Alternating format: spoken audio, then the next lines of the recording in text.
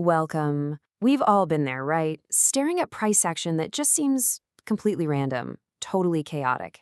But what if there's actually a deeply mathematical structure driving all that chaos? Well, today in this explainer, we are cracking open the hidden mechanics of trading charts by decoding fractals and Elliott waves. If you're looking to understand the secret rhythm of the markets and, see the patterns that literally everyone else is missing, you are in exactly the right place. Let's get into it.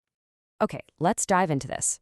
Before we even look at a single chart, we really need to nail down a core foundational concept first, the fractal. Now, a fractal is simply a geometric pattern that repeats itself infinitely on smaller and smaller scales. To visualize this, just think of a matryoshka doll, those wooden Russian nesting dolls. You pop open the big one, and boom, there's a smaller, identical one right inside.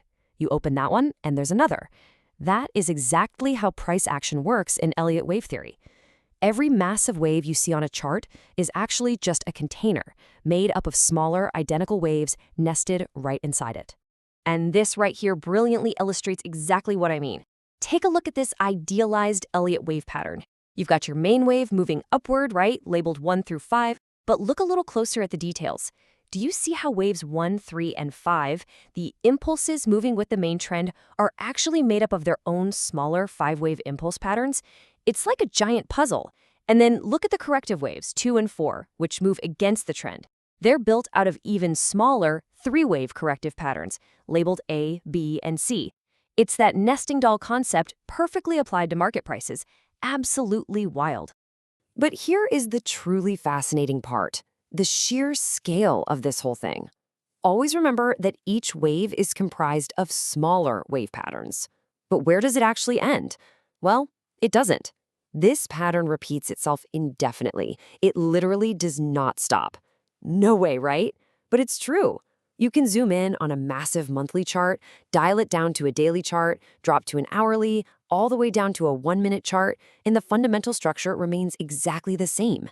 We're talking about infinite mathematical geometry playing out right there in the financial markets every single day. But, this brings us to a very practical problem. If these waves repeat infinitely, how on earth do we actually keep track of them? I mean, how do we label infinite waves without getting completely lost in the noise? Think about it. If every wave has waves inside it, and those waves have waves inside them, we need a map, right? We absolutely need a systematic way to organize this infinite chaos into something we can actually analyze and, more importantly, trade. So the crucial point here is that Elliott wave theory actually assigns specific categories to these waves just to keep us all organized, ordering them from the absolute largest down to the tiniest. Let's do a little mental zoom-in exercise together. We start at the very top with the grand supercycle. This thing is massive, playing out over multiple centuries.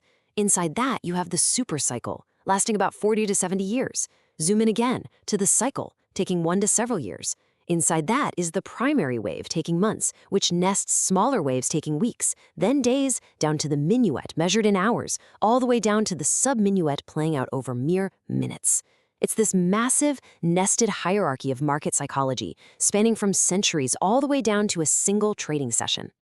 Okay, take a breath, because as we shift from all this beautiful theory to, reality, we have to acknowledge something. Pristine mathematical concepts drawn on a whiteboard and live breathing markets are two completely different beasts.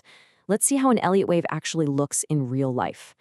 Brace yourselves, guys, because this is a bit of a reality check, and honestly, it is not going to be as pretty as those idealized diagrams. Just look at this real-world chart.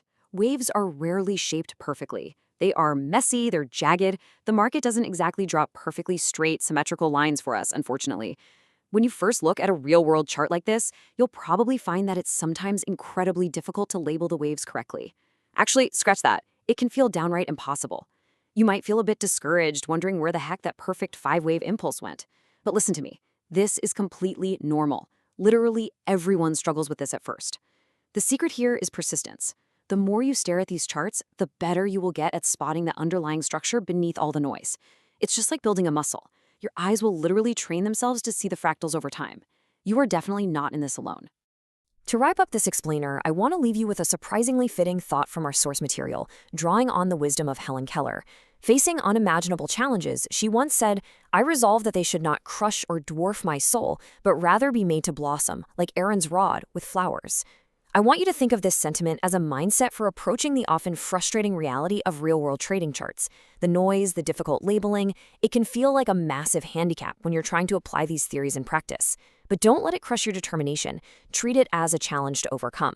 Embrace the messiness, keep training your eyes to find those hidden mathematical fractals, and let your analytical skills really blossom. The structure is out there, just waiting for you to uncover it.